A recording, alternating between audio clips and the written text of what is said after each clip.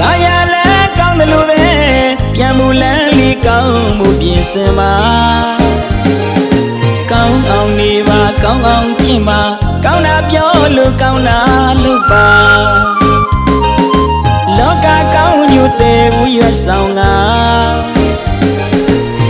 ယခုလိုဘဝမှာကုသိုလ်ဒါနပြုကြပါရှင်ဘူးနဲ့ပနတ်မပါလူရကတိမှာပါဒါနနဲ့သီလမပါဒီဃာမတိမှာအတိမဥကြီးညံတူမြင်လို့တာ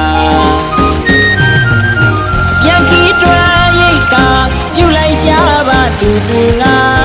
ဒါနသီလဘာဝနာသုံးပါးရိတ်ကာကိုယ်တွေ့ယူကြပါလာရလဲကောင်းတယ်လို့ပဲ